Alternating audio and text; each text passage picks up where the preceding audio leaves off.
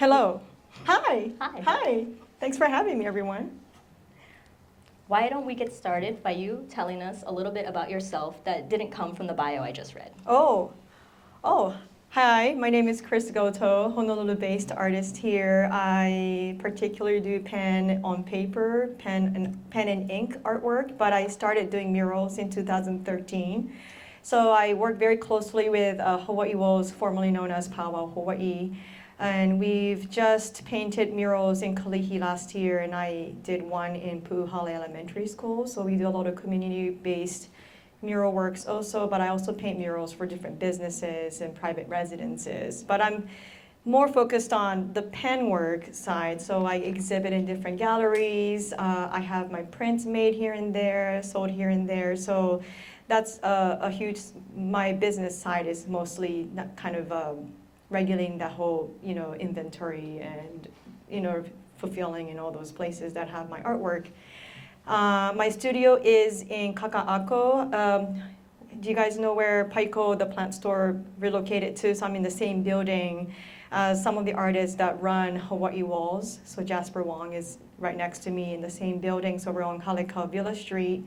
So my first studio outside of my own home. So it's been a year since I have to commute to work. And it's been a very strange feeling not being in my home when I'm working, but it's kind of nice to have like a separation of work and, private life because, I'm not doing a good job now too because I feel like I still work when I'm in my home, but it's nice to have that kind of a different routine as I grow older and as my business gets bigger and, more. So yeah, that's a little bit about me. Well, also, I'm inspired by my Japanese background, but also I'm inspired by just living here. I moved here in 2006, as she said. Just like day-to-day living, just talking to people, seeing how people live here, the melting pot of cultures that is in Hawaii state, I find them very inspiring. So I don't really do like an XYZ thing to get inspired. It just kind of comes as I live throughout my time here. So I've been happily inspired by Hawaii for about 18 years at this year. Yay! Okay, so let's go back a little bit to growing up in Japan and then living in New Zealand. So how would you characterize the art that you were doing in those two time periods? So as you've mentioned, I wanted to be a manga artist for as long as I can remember. I would spend hours tracing my favorite manga artist work, notebook after notebook. So I think my parents spent a lot of time just collecting scrap papers and, getting notebooks ready for me to start, doodling on them. So I've never really doubted myself when I was growing up, I'm going to be a manga artist. But when I was in high school, there's a lot of competition that you can submit your work in Japan to be a manga artist. So you write your own story, create your own manga, and then you submit them to these companies, publishing companies. But I did one, and then when I read back to them, I realized there are snippets of famous scenes from famous manga in the past that I've subconsciously inserted into my own story as if I made them. So I'm like, wow, I don't have originality in story making, so I kind of like ditched that idea. So that was a good chunk of my adolescence. Like in high school, I had an art teacher that I still remember to this day. Like she made me feel really uncomfortable in terms of making me try different things. So like 3D art, spatial art, like I don't know even how to call that. She's like, here, you're giving a room, make art using the space. And I'm like, what does that mean? Oil painting, sculpting, I was really bad at that. Like oil painting, I tried to paint a tree and my classmates like, who did this? And I'm like, I did it, I'm sorry, I don't know what to do. So there was a huge phase of my high school where I just was so uncomfortable every time I go into class because I think she saw that in me, that I'm so used to doing what I'm comfortable doing. And so she wanted to have me explore different things. So then when I moved to Hong Kong and also to New Zealand was kind of an eye-opening because I was already in high school, more like middle school. I think I was 14 or something.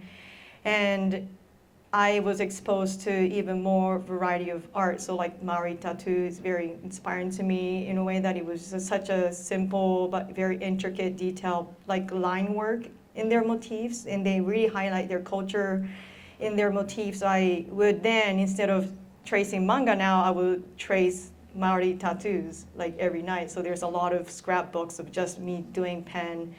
And then I had a phase where, I don't know if you were one of these kids that like drew on your hands a lot, or like textbooks, like historic figures have become some kind of whimsical character in your textbook. I drew on paper, I draw on tables, and then I started drawing on my arms. I kind of like made up some pattern that is inspired by the tattoo designs, and then my classmates saw them, so they wanted me to draw on their hands, so I would charge them 10 cents. Gave up a career as a tattoo artist. It could have been one, but then I don't know if that's when I started thinking more like an entrepreneur, because I was like, well, if you want me to draw on you, you gotta give me some, what will you pay for it? Yeah, give me a cookie or something. Yeah. And they're like, I'll give you 25 cents. Like, okay, cool.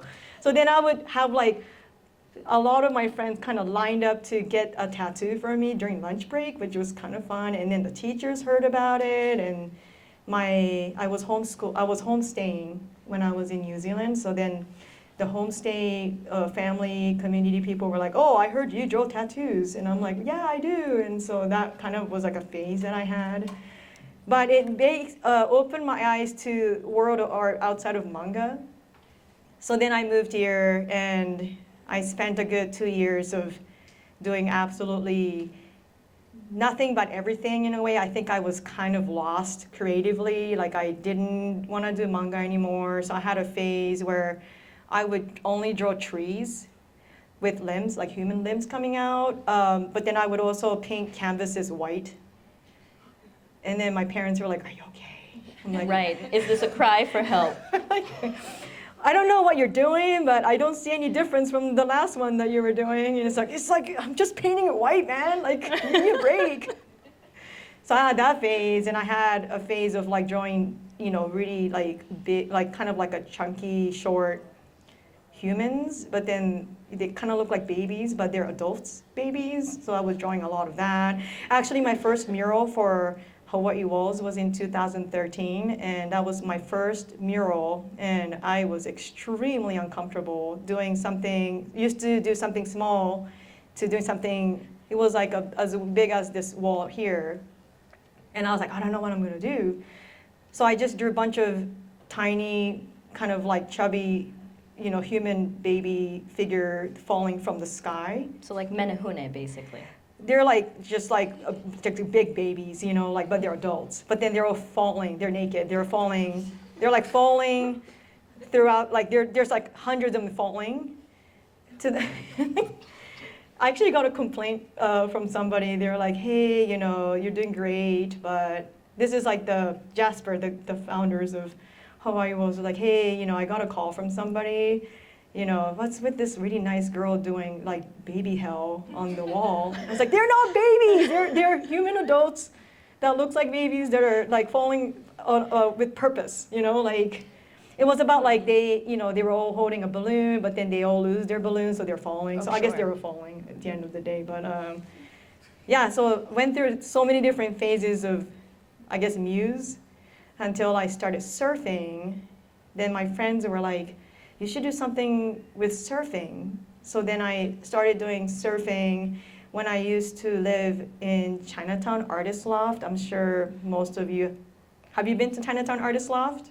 So it's between Mauna Kea and Smith Street on Hotel Street, and the whole second floor in the Mendonça building, I don't know if it's Mendonça or Mendonca building, is all art studios. So you can rent it, live there. So I used to live there for 6 years, and I opened my studio to public on First Fridays. And that's when I started showcasing artwork, and the rest is kind of history, yeah. Sorry, it was like a long, long answer to your question. So it sounds like the complaint was really about you being a nice woman drawing the falling babies, not necessarily the disturbance. It was like a really nice lady, apparently. She's yeah. Like, this nice lady's like, yeah, I talked to her for like a long time. She's so nice, but what is wrong with her mural? Is she okay? I don't know. So you were saying that a lot of what you do now is mural based. So after this first mural, how was the process of kind of becoming more comfortable doing murals? Honestly, after 2013, I didn't paint another mural until 2016. I think I was like, maybe I did it like just so horribly that they're like, Kris Goto, it's fine. But then they asked me to paint again, and I was really happy because between 13 and 16, I actually got commissions from different private residences that wanted my art as a mural. So it's just a lot of practice. I'm still very uncomfortable painting murals. I've only painted maybe about 20 murals so far, but every time I feel like it's my first day doing a mural. So I'm still working. It just feels like, there's a friend, for instance, that you love them, but then you kind of don't want to see them more than once a month, kind of a friend, like it's like they're like consistently in your face for like a good 2 weeks, but then I realized 2 years ago, it's not that, it's about how comfortable I am with myself at the end of the day. So I feel like murals are such a lonely process to me, where it's like you put on your headset and it's just you and the mural. And I feel like how uncomfortable I am is a good reflection of how comfortable I am with myself. So I feel like that's something that definitely got better. I felt more comfortable doing murals as I got older, but I'm still working on it. I'm still very uncomfortable when I do murals, especially it gets too long. And you're like, oh, you're so close to me. Why are you taking so long? You know what I mean? That friend that just won't go away. Yeah, that's what I thought too, but it was more about me, I think. Yeah. Yeah. Well, credit to the teacher who kept pushing you into these areas that you didn't want to go into, because now you live in that space, I guess. I think the more I get older, I feel like the importance of intentionally putting yourself in a situation where you're nervous, you're uncomfortable, or you're even scared is actually a great benefit to me later. Like after you did them, you're like, wow, I did it. So like, I feel like I tried to seek opportunities like that where I'm like, can I do that? Like I've definitely said yes to murals where I'm like, wow, that's like way bigger than what I usually do, but I'm like, yeah, right on, I can do it, so then I did it. So I highly recommend to seek out opportunities that make you feel really scared. Okay, so right now, think to yourself, what is the greatest challenge mural you've done? Describe it to us. Well, I feel like vividly 2013 was definitely the hardest one because I didn't know what was going on. But I think the mural I did for First Hawaiian Bank back in 2023, at the beginning of 2023, they had a mural on the 6th floor where it kind of wraps around like the entire part of the section of the wall. It was like a good 60, 70 feet long mural, but it curved around. So for me to lay out the design onto that surface was very challenging to me because I'm very 2D kind of a person. So there are several ways to make your mural making better and easier. Some artists just project it onto the wall and you trace them. If you're doing it outside, the only thing is that you have to have source of power, like a battery pack, or you have to do it at night. So, but some artists do like a doodling thing where they put like gibberish symbols and numbers across the whole entire wall. Then you take a picture of that and then you put it on your iPad and put your design on it so you can kind of look at that to see which part of your art touches which symbols, so you can lay it out like that. I do the most inefficient way where I just go back and forth like I would on paper. So when I do murals that is right next to the street, for instance, it's like very scary because I'm like, hey, excuse me, I'm doing some important work here, okay? So that too, like traffic, when you're doing outside mural is probably the hardest because I did the one in Alohilani Resort and it rained for like the entire week. And so I'm like, oh my God, it's gonna like like the next morning I'm gonna come to this mural and then all my hard work is like just washed away, like tears, It ended up being okay, but I think battling with weather, prioritizing, what should you paint first and what you should paint later, because I feel like certain murals took a long time because I was very inefficient with the order of paint that I should be painting them on. So lots of things to learn. I'm still learning. Yeah, learning while doing. Yes. The best way, really. Yes, the only way, actually. Yes. So your mural process is very much kind of inspired by your pen and paper process. Yes. And can you describe how that works for you? Like, take us through your average process. When I'm inspired? Yeah. Like Not when you're forced to do something and have no inspiration. That sounds painful. Let's think about a happy time. I think, so mentioned before, I don't, how some people are like, what do you do to get inspired, right? Some artists may go, I'm going to go for a walk, or I go to the museum, but I really don't have anything like that. It just pops in my head. So for instance, like, pretty much every artwork that I've worked on, what you see is what I picture in my head when it comes to me. So I then have to write it down very quickly on a piece of paper, because there's been so many times where I'm like, yeah, when you're going to bed and you're all cozy and you're like, you already have that warm feeling in your blanket and you're like, I don't want to move, and you're like, oh, this is a good idea, but I have nothing to put it down. And it's like, I'll remember it later, whatever, man. And then like, I just don't know what they are. So always write it down, because it will never come back. It's very flirty, like the inspirations are like, hey, I'm here. And they're like, yeah, I'll handle you later. And they're like, okay, bye. Like, so.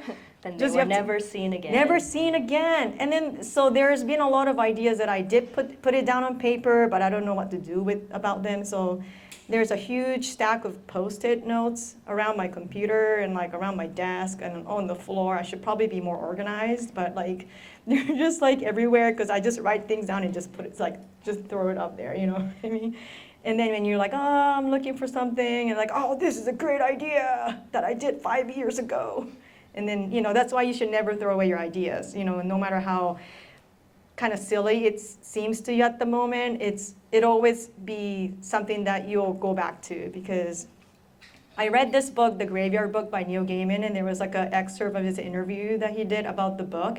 Still remember this quote, because he was like, I had an idea for this book 25 years ago.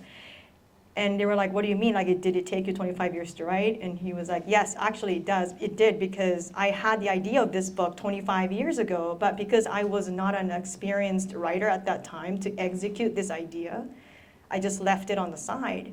So now I'm ready to write it, so I wrote it. So in a way, it did take me 25 years. So there's been a lot of ideas that I've kept 5 years ago that I've revisited, and the ideas kind of like, oh, now you're ready for me. You're ready. Because like, I know what to do with you, so don't throw away your ideas. Yeah, you never know when you'll be able to incorporate them into something. Yeah. So when something like a piece that you've completed pops into your mind, does it pop in fully formed, like you see Yes. everything? This is what I saw when I don't know when it came to me, but I was like, oh, I want to do a piece where these people overslept their naps and they woke up to find themselves being woven into a lei. That's kind of like a really happy circumstance, right? So they're like, oh my, okay, yeah, right on. I'll be there. Like if someone is missing its head, but I don't know why. Is that a happy circumstance? Kind of. So I did another one where those Micronesian lei, it's like like ginger, they weave it, like it looks like they really weaved it together. Yeah. I did a piece where like the weaved part of the flower is actually like a human being. So they're like all weaved. They're like really happy about it. So hey man, whatever makes them happy. I don't know, it's their lives, you know what I mean? Yeah, capture the happiness of the moment. I think everybody in my art is always doing something rather strange, but they're really like stoked about it, so, and whatever floats their boat, I guess.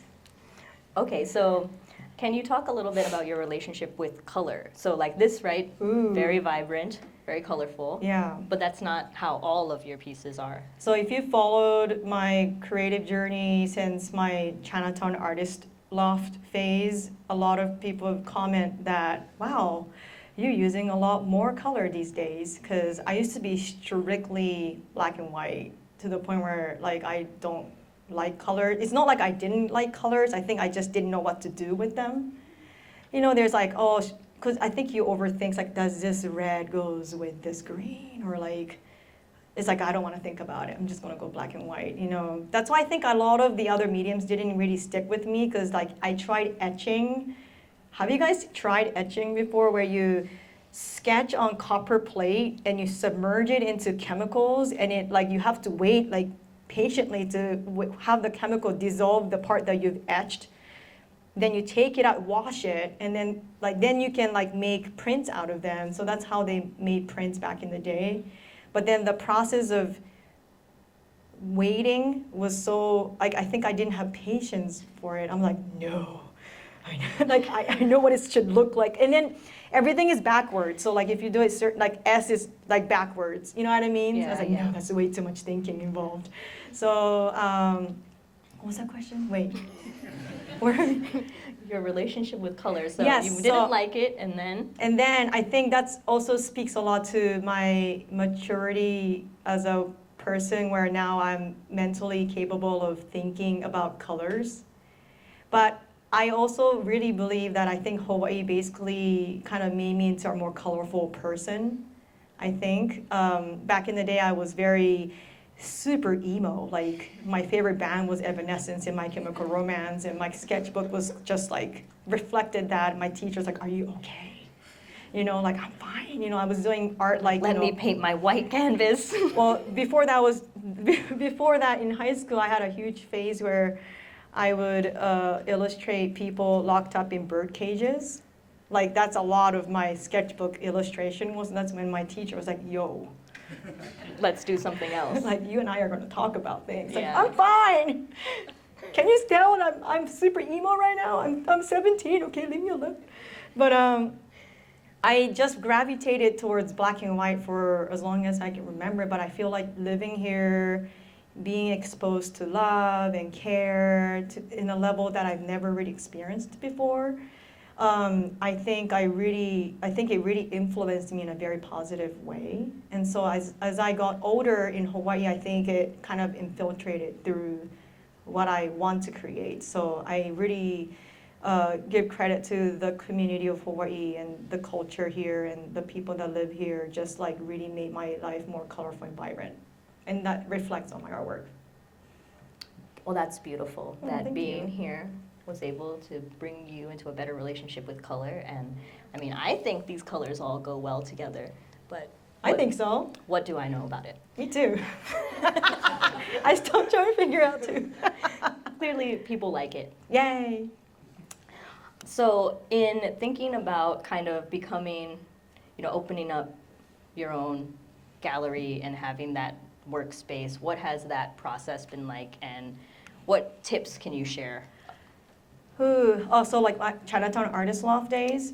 So, my art is a direct reflection of how I kind of perceive myself. I think back in the day when I lived there, I was giving away art for free. I would throw it in the trash. I would like just I didn't treat it with respect. So I was very grateful to have friends who kind of pulled me aside, and they were like, I love your art, and it's a great insult to me that you treat your art like shit.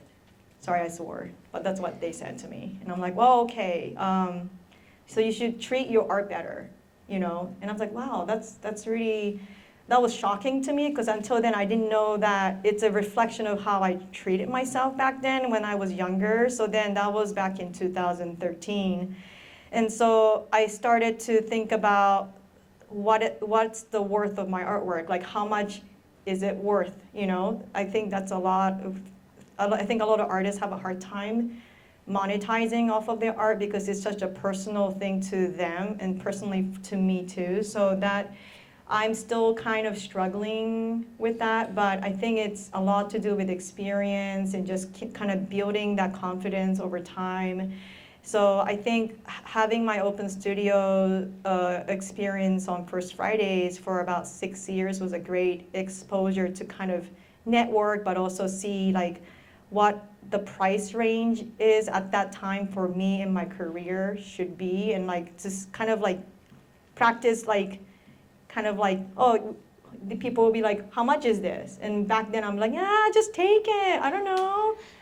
But then now I'll be like, no, this is 500, I don't know, something, whatever the price is, you know. If it's $5 million, I don't know, like be able to confidently say, this is how much it's worth, you know. I've had questions like, you know, is it worth that much? You know, like, why is it so expensive? And, you know, is it worth it? You know, it's like, and back then I'll be like, I don't know, you tell me. But then I'm like, yes, it is. You know, like, so definitely comes with practice. I'm still working on it. So how do you handle those conversations? Like, do you just say, you know, this is how much it is, or do you have a kind of like a discussion with them about worth? I think at the end of the day, I kind of resort to just saying them, it's kind of up to you. Like, if you don't see worth in it, then don't buy it. Yeah. You know, if you don't like it, you can move on. You know, I don't know why you're standing to tell me that if it's not worth it, like, it's kind of like more like your problem, not my problem. You know what I mean? So, like, your worth is up to you. I think that's a finicky part about art, is that even though you're not confident, I feel like if some people see worth in it, then they'll want to have your artwork, you know what I mean? So I don't need to convince anyone to get my art, because I feel like if you like it, you like it. If you don't, you don't. So I don't really feel the need to go, no, you should really love my art, you know. I don't think, it's like, if you like it, you know. It's something I'm still working on, obviously. So in terms of like kind of the business management part, did you do anything in particular that helped you to kind of learn about how to do that, or train to do it, or has it just kind of been trial and error over time? What part of the business? Just like pricing, but then also, you know, actually getting a space and moving into it and budgeting for these different kinds of projects. I feel like my brain is very creative in a way, so it was being very difficult for me to think of it from a business perspective. So I'm still learning about finance, how to inventory better, like certain things are getting low in quantity, like maybe like plan your year ahead. I feel like planning your business for the year has been a very challenging thing for me, where you know certain things are happening throughout the year, but I always wait until the last minute to kind of make a move on it. Like, and then so sometimes some products don't even get made on time.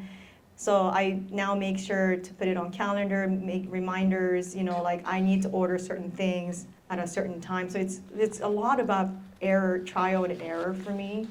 Like, oh, that didn't work out, maybe I should order it better. Like, oh, I have an art show coming up, maybe I should start conceptualizing what I want to do, I know, a year in advance, because, you know, my art is pen on paper, so it takes a long time to create each piece. So then kind of like, you know, that's when you don't really have to plan anything, is when you don't really have to have business to run, but now you do, you kind of have to really make sure you plan everything ahead of time. So that's kind of like the most challenging part about my business right now. So on average, for a piece, how long does it take from the initial kind of inception to the finished product? So this one in the back took me about 4 weeks, and let's say I drew about 8 hours a day.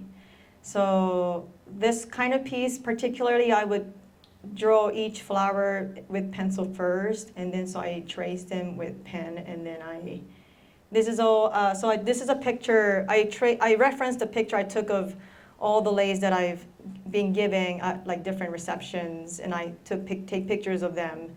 So then I reference that on a photo, and I just kind of go back and forth with the photo next to me. So it took a long, these kind of pieces take a long time, but when there's a wave or bubbles involved, those are free-handed. So that's when you put on like an episode of Top Chef and you just go at it, you know, like you kind of like mindlessly kind of go with the flow. But if it's very specific, like this one, or calla leaves that are similar to this one that I've done in the past, has to be very focused. So like 3 to 4 weeks at a time, yeah. And some piece it takes like an hour. So it really depends on the size, I think. Sure. That makes sense. So for like the mural that you did for First Hawaiian Bank, how long did that take in its entirety? I think I lived in that building for like a good 2 months, to the point like the people that work in the building are like, "You're still here?" You know, like, and I have to go up and down this elevator basically covered in paint every day, and I'm like standing in the elevator 2 months in, and people are like, "So do you work here? Like, are you the artist on the 6th floor?" Like, yes, can you tell? But I started that project, so I had 3 murals on that floor, and I started the first one, I think in the biggest one that wraps around. I started that in the end of November, middle of November, and I had to finish it by a certain date. So that took me like about 3 weeks. But then 2 other murals only took about 1 to 2 weeks. So I was there for like a good 2 months of just going back and forth. It's great because it's AC'd and there's a bathroom right there. It's like, yes. And you're not in the streets. I'm not on the street. Yeah, that does sound There's a better. cafe that feeds me. It's like, yes. All the perks. All the perks. So for the initial mural that you did, you were approached to do that, and then you took a break. How did you start to kind of build up your, I guess, presence as a muralist, and what does it look like when you have collaborators that you're trying to work with?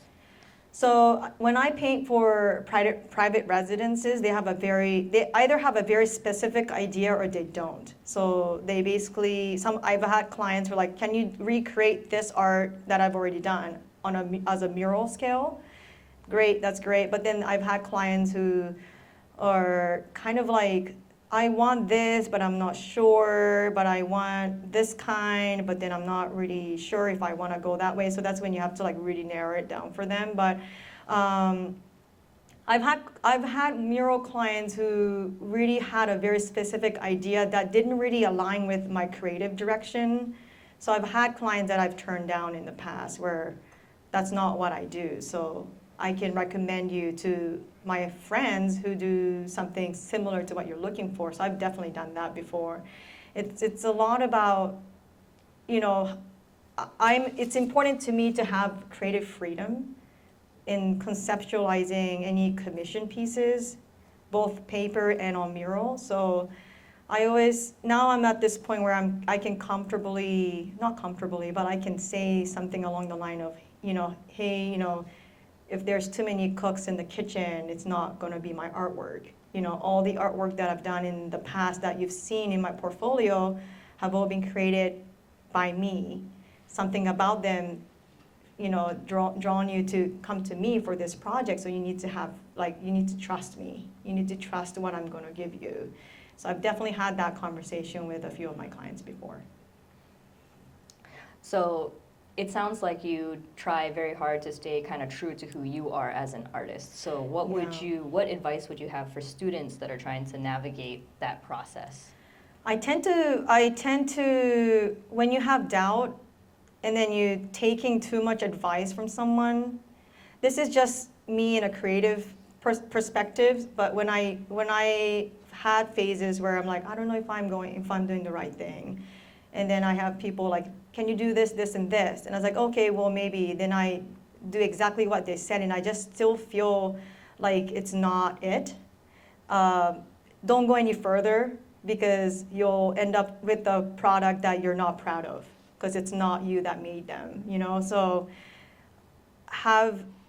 it's okay to be like, no, like, I think this is a great idea. I'm just going to figure it out, and I think it's going to turn out great. And if it doesn't turn out great, you'll learn on your own instead of having someone's influence and then turn your idea into someone else's idea. So I feel like it's okay to not be successful with some of your ideas, because that's how you learn. In terms of me, that I've learned that, okay, maybe this is not a good direction. Maybe I should go somewhere else. So I've definitely had experiences where I'm like, I listened too much. I didn't listen to my own instinct, and it just didn't go anywhere. So there's been a lot of projects where I'm like, I'm not going to talk about this project to anyone else because I'm like, ooh. Your secret project. Yeah, my secret project. So what is one of the pieces you've done that you're most inclined to want to talk about, that you're most proud of?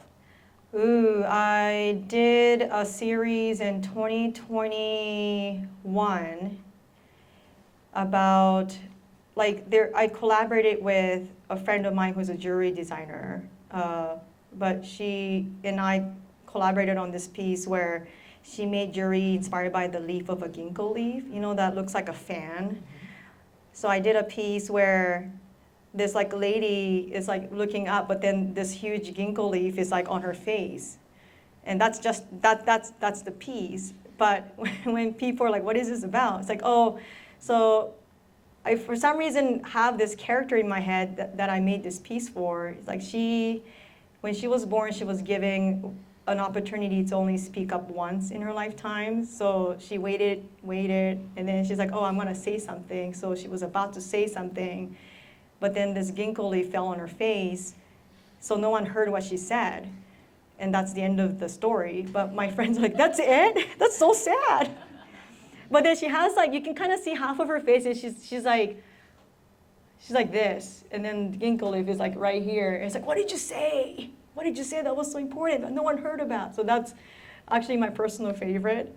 But people have the kind of reactions that you guys have now, so I'm not sure. But those are some pieces actually do a little tiny happy dance in my studio that no one sees me doing it, but I'm yeah, this is a good piece. So that's one of them. Oh, okay, what's the one that most recently has inspired the happy dance? Ooh. There's a lot of pieces that I've done recently, but I can't really talk about yet. But definitely there's one that's more secret pieces. More secret. No, this is because they're not ready to be released to public because it's a collaboration that I did with somebody. But that one I'm ooh, yeah, this is a good one. Okay, something for everyone coming to up stay tuned sometimes for. in spring. Yeah. Just letting you know. Okay, well, I mean, in describing the ginkgo story, it sounds like you have the makings of a manga right there. So have you considered going back to... No. No? Actually, when you catch me talking on a phone with somebody for a meeting, I doodle manga on a piece of paper. When you do something while you talk to somebody else, I definitely draw manga. So I draw my manga story here and there. But it's isn't it strange that I didn't pursue manga because I lacked originality in story making, but then each of my piece now has a story. So, what happened? I don't know. I don't think it's a manga-esque story making though, because, I can't do a clever, A meets B but B's sister to A's, whatever, those Story love building, stories, yeah. I won't be able to do that, so. But each of my current artwork series all have a story, so if you get a chance, message me and I will let you know what they mean to me. So, thinking about Watase and Osamu, what about each of them inspires you, and do they continue to kind of show up as influences in your work today? They're not an influence anymore. I do have a lot of their series at home. I have over 1,000 manga books at home, so it's turning into a manga, those manga cafes in Japan where you go in and just read manga for a whole day. So my one room in my house is turning into that, to the point where my family's moved into this new house, are you gonna bring all of these books? Yes, I am. So I did. I went back and forth 10 times. But I reread them a good 50 times. Some of them I've had since I was a high school kid. So Yu Watase and Tezuka Osamu is one of them. I particularly liked Yu Watase's work because it's very fantasy-like. It's she is so good about making her world, within that story, and it's all fictional, but it's so real in a way that you could see it as part of history, but it's like there's magic here and there's dragon and all that stuff, but it's like really unique and very like creative in the way she makes her stories. I really love her series.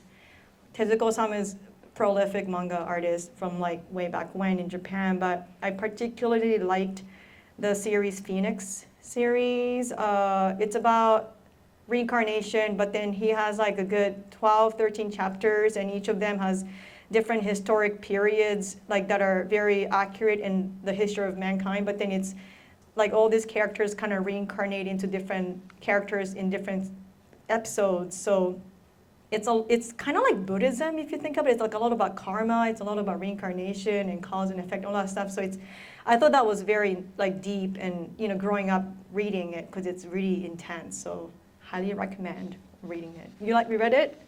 Read it. Okay, so you mentioned that you have something coming up that you can't talk about yet, but in kind of the grand scheme of things, what's next for you?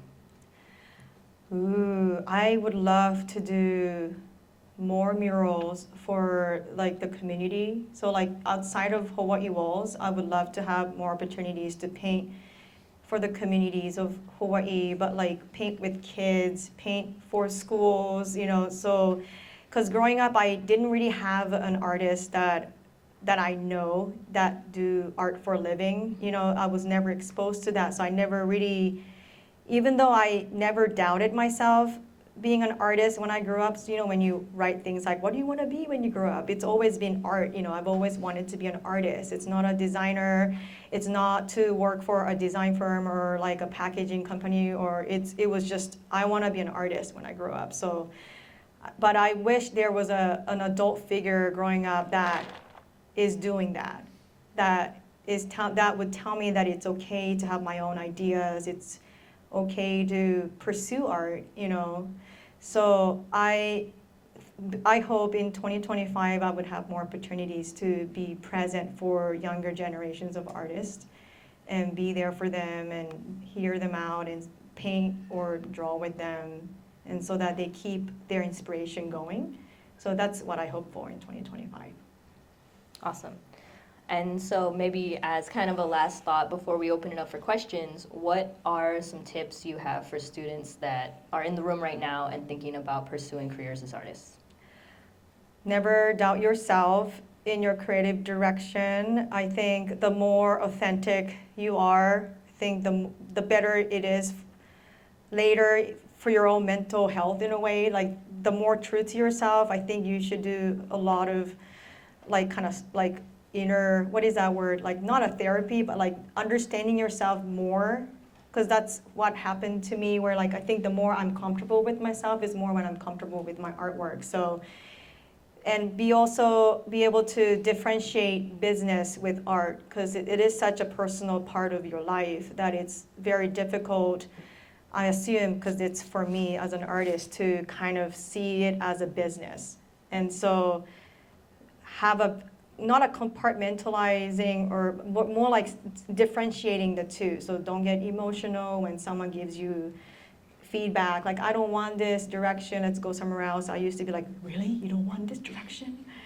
But now I'm like, okay, maybe let's think about something else. Be very concise with and direct with your, where the rules that you have with your creative process, so that you have boundaries with your clients, right? So you need to have boundaries with your clients.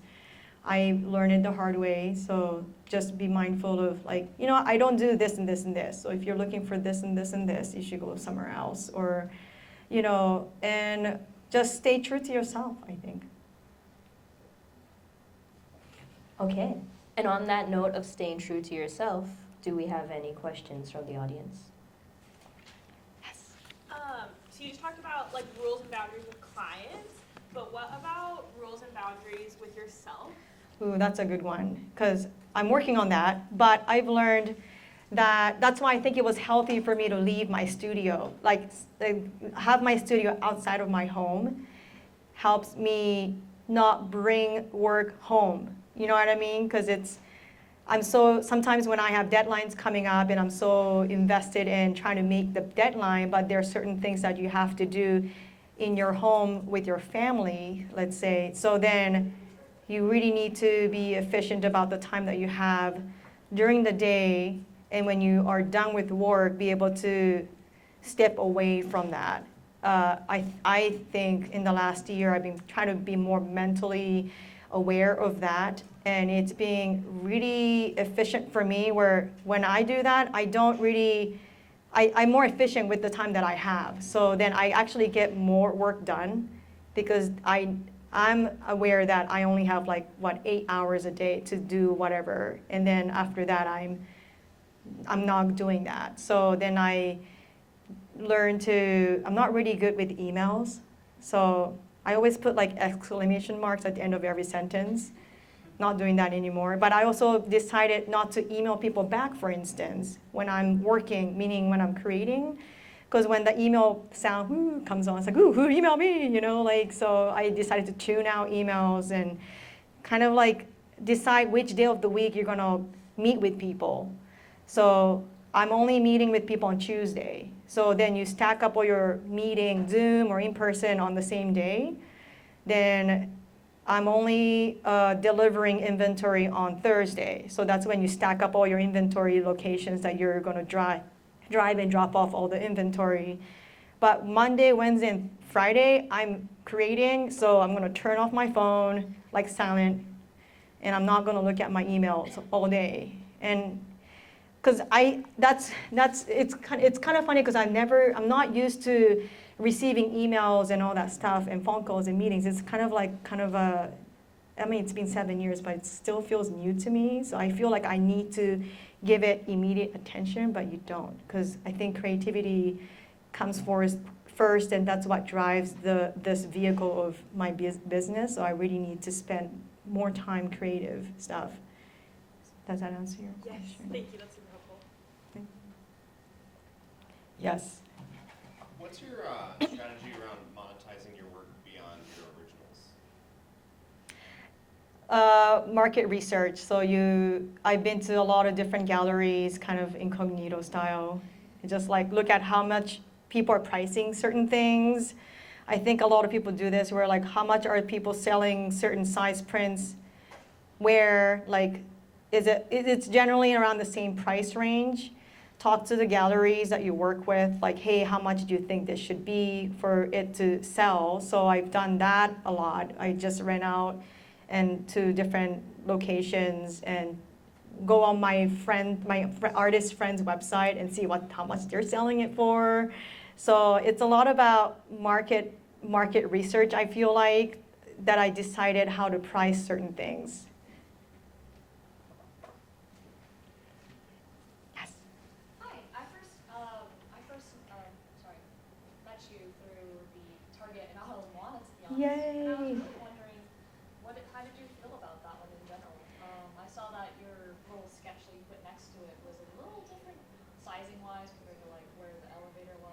Right, so I got an email from them out of the blue, and it's you would expect there's a big Target emblem at the end of the email. It was a very simple email, to the point where is this real?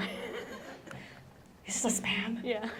But it wasn't. But I have to say, Target is one of the best clients I've ever had, because they gave me so much creative freedom.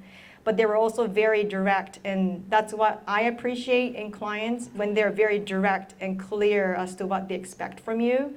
So I really appreciate when clients have that. They're like, I need this, this, this, but the rest I don't care, but don't use these colors, but please use the Target red, for instance. But other than that, they're like, go nuts, give me what you got, show me what you got,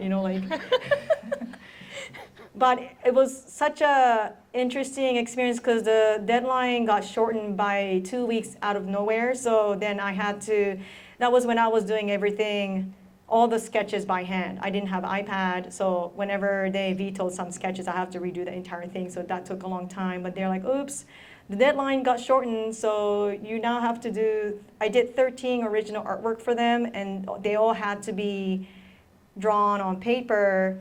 and I had to drop each one of them at FedEx to have it shipped overnight to their main office in Minnesota.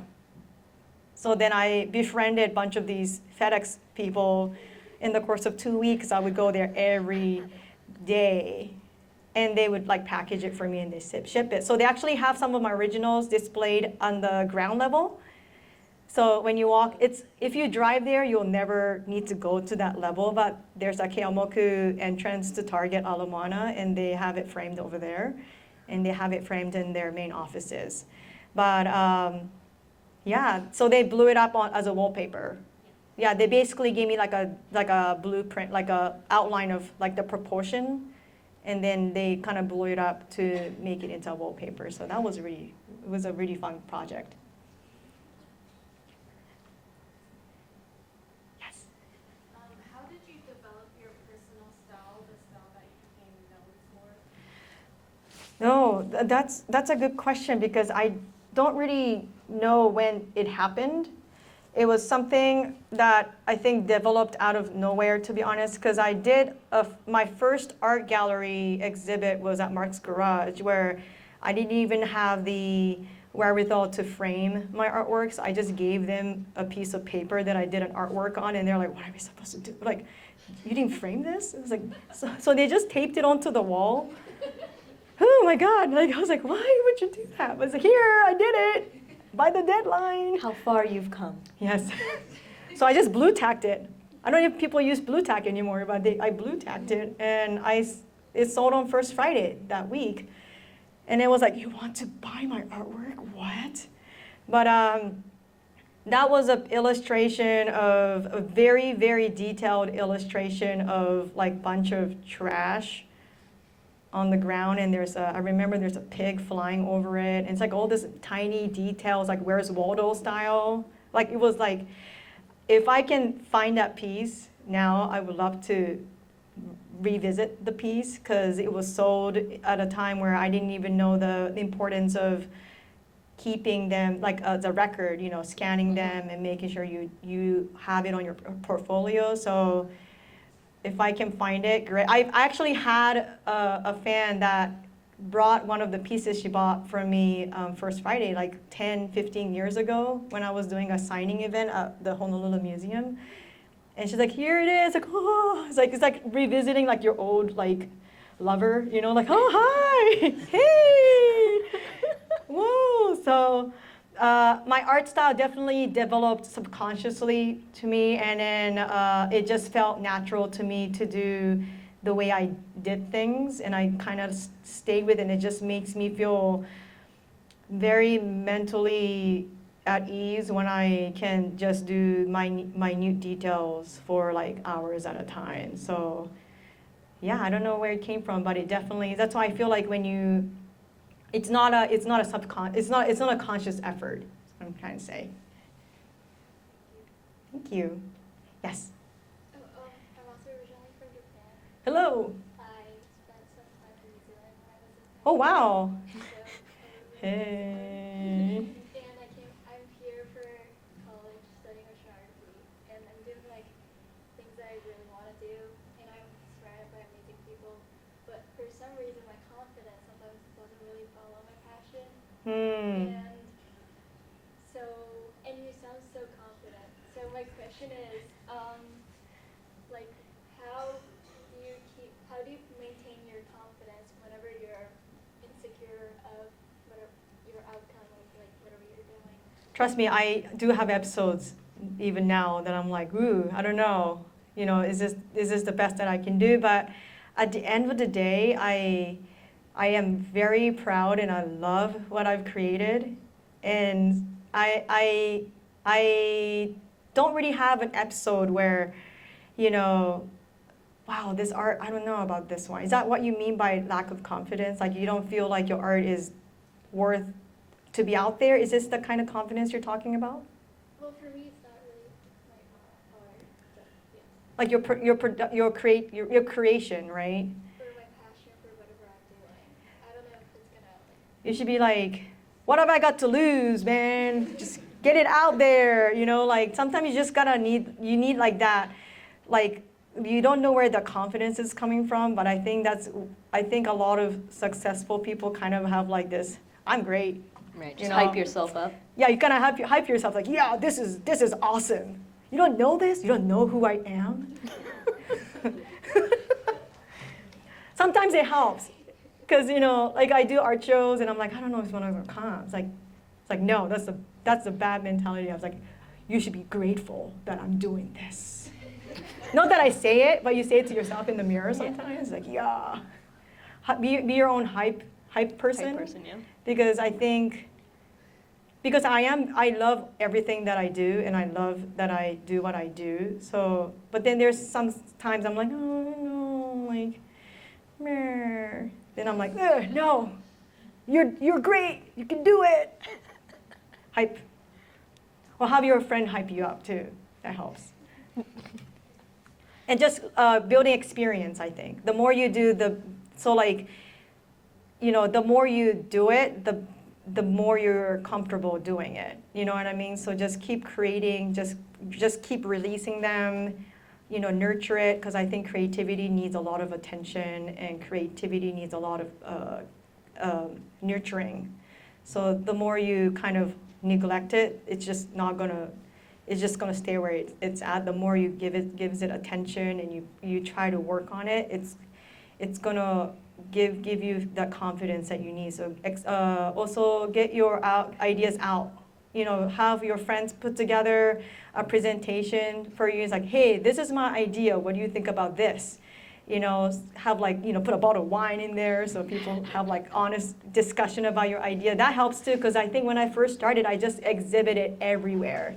I just went, oh, you have a space here, put my art there. Oh, you have an opening, put my art there. And I think the more exposed you are, and the better you are at being confident with your own creativity, I think. So you can do it.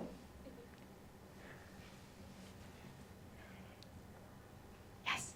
Hi, Kris. I sort of have a follow-up question to that. So if you were a starting artist or younger artist, a student here, how do you actually make a living at it here in Hawaiʻi? Ooh. And then the second would be, how do you actually protect your art in terms of Who are you protecting it from? people's ability to take it off the internet and use it or reproduce it? Oh. But I guess the first question first, which is if you're a young starting artist. I think it kind of goes back to what I just said. You kind of have to just get your art out there. You know what I mean? So not just stick to Instagram or website. You kind of have to physically go to these places and put your art out there and meet a lot of other artists. I think networking goes a long way, especially in the state of Hawaii. So meet other artists, go to different gatherings of artists, hit up artists. I think a lot of artists would love to sit down and talk to you about their experiences, and they're like, oh, actually, we're having a showing. Would you like to be in it? Something like that. So I think networking goes a long way in the art community also. But also really just exhibit everywhere. Apply to every exhibit that you can find, get your artwork out there, go into random stores, say, hey, I think you should have my artwork in your store. Just go everywhere, and I think get your website going. I think if you want to do online sales, make sure your website is customer friendly, and also I think it also depends on what kind of product do you want to have as an artist too, right? Because I have friends who only do originals, and that's all she does. She doesn't do any reproductions. She doesn't do any merchandising of any product. She only sells original art through galleries, and there are a lot of my other friends who branch out way more than I am in merchandising off of their art. They're making everything out of their artwork. So I think it also deciding what route of art business you want to take your art to, understanding where that is and which direction you want to go to before you test the waters, I think helps a lot too. What was that? What was the second one? Just in this day and age, how do you protect your art from just Oh. being used by other people without My understanding of IP law is that I think when you make your art, you automatically has that copyright to your artwork, but if you really want to make it stronger, you have to register it on a copyright, as a government website that you copyright your art. But if you're designing, let's say, like a logo for some companies or like for yourself, I understand that trademark is a very different thing because I think copyright is universal. So once you've copyrighted something in the US, it's pretty much 98% covered throughout the entire world, I think. This is my understanding of copyright. But trademark, I think, is territorial. So if you trademark something here, it's not trademark like somewhere, like for instance, Japan. You know, so someone can take your design and trademark it in Japan. So I think it's called like pirating in IP law, where they see some brand succeeding somewhere and they trademark it somewhere else first. So when you are ready to venture out of that to that territory, then it's already taken. So if you're designing something like that, or some products, you're designing some products, I think you definitely should patent it before you start talking about it, for instance. So there's a lot of different variety of protection, I think, in terms of law with your art. Are you doing 2D? Well, I'm not an artist. Oh, okay. Thank you for the Yeah. compliment. But like when you do your mural at Target, who owns that? Target does. So Target owns that design? Yes. So I don't do work for hire, for instance, meaning some companies will ask you to sign an agreement saying this is work for hire, so you don't have the right to your art as soon as it's given to the client. But I don't do work for hire except for two of the clients that I had, which was Target and Starbucks. They ask you to sign work for hire. So it's not like they're taking the art and making products off of them. It's just that they don't, because it's prominently in their space, it's for them to make sure that no one has something similar in other stores, for instance. So in kind of going off of that thought, what about like generative AI imagery? Ooh, I tried Mid-Journey once just to see what it's gonna, I think I'm not good at words, so my prompts were really funny. So, but I think as a 2D artist, AI is very strange to me. And I think a lot of my friends are kind of worried about AI taking over the art industry in a way that it can steal from you, your style. But I was thinking about it the other day, and it's like, oh, I have to make sure that I stay authentic and original in the way I do art. So there's no question that this is Kris Goto. You know what I mean? So like if someone else was to prompt, I don't know who would do this, but like prompt Kris Goto or whatever on Mid-Journey and make it, I wanted to make sure that people who do love my artwork would be like, that's not Kris Goto. She would never do that style or something. So it is a very foreign concept to me to have AI generate art, because the only art style I know is someone that creates art from zero, that like conceptualized and created it from nothing is what I know as an artist. So it's still a very foreign, kind of scary sometimes, you know, if you think about it. But yeah, I don't know. I think it's a little too early to say how AI is gonna make the art industry, you know, like the whole NFT thing. I just don't understand what that is still to this day. So yeah, it's not my genre, I guess. Any other questions from the audience? You mentioned a couple times that you're a 2D artist. Would you ever go into 3D or different mediums? Probably not, because I'm not, it doesn't excite me as much.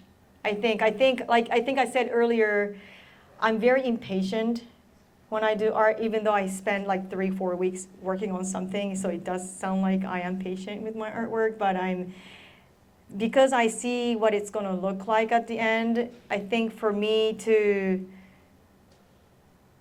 the process, the time that it takes for me to get there has to be somewhat short, because if it doesn't, if it takes too long, then I get really frustrated. But also, I I don't know, I just maybe never tried it before as an adult, because those are the things that I've tried, when I was younger.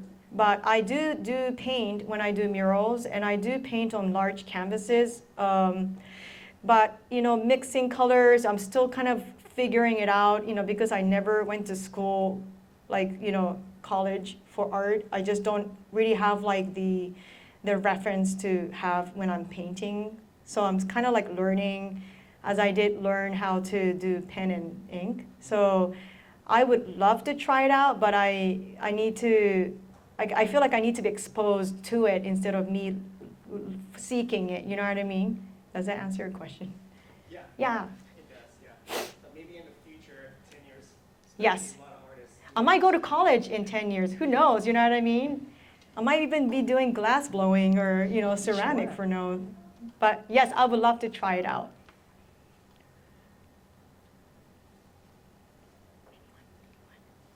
Yes. And Kris, feel free to not answer this question because it's kind of personal. But from the business end of things, I've seen you do so many different things, from the murals to I've been to there's, when you're at the Meiloho festival where your little booth has just people crowded, just loving what you're doing, to seeing you sell your original works of art in galleries. So I'm trying to figure out is just out of curiosity, as a business, what percentage of income comes from big projects like murals to is it more steady to have business projects that are like, you sell tote bags, I've seen you sell blankets, dry fit, I mean, just a wide variety of things, which I think is amazing because it makes your art really accessible to people as well. I'm learning the importance last year. I've learned the importance of branching out in the variety of products that you have as an artist, because not everyone wants an original artwork on their wall, or they have a wall space for a print, you know what I mean? So somebody might want a tote bag to just carry around and have a practical purpose, or like a sticker to just put it on their hydro flask. So I'm starting to understand that not everyone wants art or have the space for it, but then also if they want art, maybe they don't want original, but they want something smaller, a print or something. So I think, but then when I do murals, because it's such a physically tasking project for me, murals, I do appreciate when I do get mural commissions, because I do price it a little higher than I think most people, because it is such a like mentally and physically demanding process to me. And so when I have murals, it's great, but then my bread and butter is definitely prints. So a lot of prints in different variety of sizes, small one, medium, large print. I do custom sizing, so if people I want a print, but I want it like much bigger, then I can totally print it out. Like, is it on paper? Is it on canvas? So I think just within like the art, like a print art, I feel like it's also very helpful to have like the variety of sizes to kind of accommodate everyone's needs. Yes? I know you went through the Mana Up program. Can you explain a bit what that is and whether that helps you or not? Mana Up is a small business accelerator program, and so I was in cohort 9 last year. And they take in businesses and they basically give you resources as to, from IP law, for instance, to merchandising, to kind of like shipping and product, development and all those things, but also to network with other entrepreneurs. I think was one of the most beneficial thing that I've went through with Mana Up, is that I think being an entrepreneur is kind of like a lonely journey sometimes, because you're always in your room thinking about your ideas, kind of perfecting it. But it's kind of like a lonely process, because it's not like you have a coworker to work on your ideas to. So to connect with other entrepreneurs that kind of run their own businesses, so they understand the loneliness, but then also like the stress of running your own business. It's not really 9 to 5, it's more like 24/7. Because yes, you are thinking about that email that you have to send. Yes, you are thinking about its deadlines, late into the night. So having that camaraderie of entrepreneurship was extremely beneficial to me because, like, for instance, like Made in Hawaii Festival, most of us are in it. We just look in each other's eyes and you're like, are you sleeping? It's like, no. Like, yeah, me too. You know, like something like that just helps to feel like you're not alone. And, you know, so I benefit majorly from that. But then also like the mentality that you should have as a business owner, I think really helped me too. Because when, you know, one of the questions that I really hated answers, like, what do you do? You know, like then you kind of have to give them like an elevator pitch or some sort. It's like, this is what I do, you know. So they really had me work on that. We're like building confidence, be able to say, what do you do? It's like, I do this and this is what I'm inspired by, boom, you know, like. So, but I have learned that it's a lot about practice. So, and Mana Up is all about giving you resources to better your business. So what you get out of Mana Up is what you give in. I believe that's how it is. So it's not like they give you a magic wand and suddenly make your business more, you know, much more, you know, seamless. You know, it's kind of like you absorb all that resource, and then how you apply it to your business, I think it's ultimately up to you. So Mana Up was great for me. Highly recommend. Okay, I think that is all the time we have for the Q&A. Yay. But let's go ahead and thank Kris for being with us tonight. Thank you for having me.